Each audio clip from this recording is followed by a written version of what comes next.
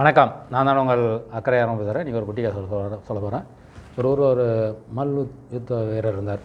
அவர் யாருமே ஜெயிக்க முடியல. எல்லா போட்டிகளிலுமே எந்த மல்யுத்தம் நடந்தாலும் அவர் தான் ஜெயிச்சுட்டு இருந்தார். இப்படி ஜெயிச்சுக்கிட்டே இருக்கும்போது எல்லோரும் அவருக்கு நிறைய எதிரிகள் வந்துட்டாங்க. அவர் எதிரிகள்லாம் சேர்ந்து இவரை எப்படியாவது தோக்கடிக்கணும் அப்படின்னு முடிவு பண்ணாங்க. சரி, தோக்கடிக்கணும் முடிவு பண்ணி அவருக்கு சில ஆசைகளை தோன்ற மாதிரி நல்ல உயர்ந்த மதுபானங்கள் எல்லாம் கொண்டு போய் கொடுத்தாங்க. அவங்க இதிலே அதை தூக்கி சுக்குநூறாக உடச்சி படுத்தார்.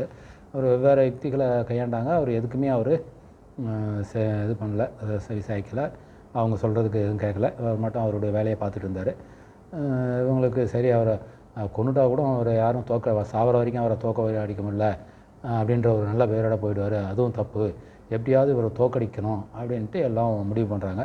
சரி, முடிவு பண்ணிவிட்டு என்ன பண்ணுறதுன்னா, இவருக்கு எதிரிகள் நிறையா இருந்தாங்க இல்லையா, இந்த எதிரிகள்லாம் சேர்ந்து ஆளுக்கு கொஞ்சம் பணம் போட்டு இந்த ஒரு அறிவிப்பை வெளியிடுறாங்க. அதாவது இந்த மல்யுத்த வீரரை யார் தோற்கடிக்கிறாங்களோ அவங்களுக்கு 10 லட்ச ரூபா பணம் அப்படின்னு ஒரு அட்வர்டைஸ்மெண்ட்டை கொடுக்குறாங்க. அவர் அந்த மல்யுத்த வீரர்லாம் சரி, நமக்கு என்ன இருக்குது, யார் வந்தாலும் தோக்க போகிறாங்க, நமக்கு ஒன்றும் இது கிடையாது அப்படின்ட்டு அவர் ரொம்ப சந்தோஷமாக இருக்கார். சரி, நான் இப்போ இது பண்ணும்போது ஒரு சின்ன பையன், ஒரு இளைஞர், அந்த இளைஞர் வந்து சுமாராக மல்யுத்தம் தெரியும், ரொம்ப பெரிய இதெல்லாம் இல்லை. அவருக்கு பண தேவையும் வந்தது. உடனே அவர் என்ன பண்ணார், அந்த போட்டியாளர் அறிவித்தாங்க இல்லையா, அவங்ககிட்ட வந்து நான் இது மாதிரி அவரை போட்டியில் அவர் எதிர்கொடுத்து அவர் ஜெயிச்சு காமிக்கிறேன் அப்படின்னாரு. நீங்கள் ஜெயிச்சா 10 லட்ச ரூபா எனக்கு கொடுத்துருங்க அப்படின்னாரு. சரி, நாங்கள் அறிவித்த மாதிரி 10 லட்ச ரூபா கொடுத்துருவோம் அப்படின்ட்டு அவங்க சொன்னாங்க. ஸோ இருந்தாலும் அந்த அறிவிப்பாளர்கள், நீ என்ன சின்ன பையனாக இருக்கிற, உன்னால் அவர் எப்படி இது பண்ண முடியும் அப்படின்னு ஏளனமாக பேசுகிறாங்க. நீங்கள் ஏன் அவங்க ஜெயிச்சா தானே நீங்கள் பணம் கொடுக்க போகிறீங்க அப்படின்ட்டு அவர் சொல்லுவார். சரின்ட்டு என்ன பண்ணுறாரு, போட்டியை ஒரு நாள் அறிவிக்கிறாங்க. அறிவிக்கிறதுக்கு முன்ன இந்த போட்டி போட போகிறார் இல்லையா, அவர் வந்து இந்த இளைஞர், சாதாரண இளைஞராக, அவர் வந்து அவருடைய நண்பர்கிட்ட 3 பேரை கூட்டார். 3 பேர்கிட்ட எனக்காக ஒரு சின்ன உதவி செய்யணும் அப்படின்ட்டு அவங்கக்கிட்ட காதில் ரகசியமாக சொன்னார். சரி, நண்பர் கேட்குறாருன்ட்டு அவங்களும் சரின்ட்டாங்க. அப்படி இருக்கும்போது அந்த போட்டி தொடங்குறதுக்கு ஒரு 3 நாளைக்கு முன்னே அவர் இந்த சிறந்த மல்யுத்த வீரர் இருக்கு இல்லையா, அவர் டெய்லி பயிற்சி பண்ணுவார். பயிற்சி பண்ணுறது அவர் வீட்டுக்கு போவார். இந்த நண்பர், இவர் சொன்ன நண்பர் ஒருத்தர் போவார். போயிட்டு அவருக்கு மாதிரி பக்கே கொடுத்து வாழ்த்து சொல்லுவார். வாழ்த்து சொல்லி, இந்த மாதிரி நீங்கள் ரொம்ப சிறந்த போர் வீரர், நான் போட்டியில் நீங்கள் தான் வெற்றி பெறுவீங்க, உங்களுடைய வாழ்த்துக்கள் அப்படின்னு சொல்லிட்டு சொல்லுவார். சொல்லிவிட்டு உங்களுக்கு ஒரு மாதிரி களைப்பாக சோர்வாக தெரியுறீங்க, நீங்கள் நல்லா தான் இருப்பீங்க, இப்போ தான் கொஞ்சம் மனசில் சோர்வாக இருக்கிற மாதிரி இருக்குது அப்படின்னு சொல்லிட்டு, எனிவே வாழ்த்துக்கள், வெற்றி பெற வாழ்த்துக்கள் அப்படின்னு சொல்லிட்டு வந்துடுவார். அவர் மனசில் ஒரு மாதிரி சஞ்சலம் ஏற்படும், என்னடா அது இப்படி சொல்கிறாருன்ட்டு. உடனே அடுத்த நாள் இன்னொரு நண்பர் வருவார். நண்பர், அவர் அந்த போட்டியாளர் வர்றார் இல்லையா, அவருடைய நண்பர் தான். அவர் வர்றாரு. வரும்போது இந்த பைல்வான் வந்து கிரவுண்டில் பயிற்சி செஞ்சிட்ருக்காரு.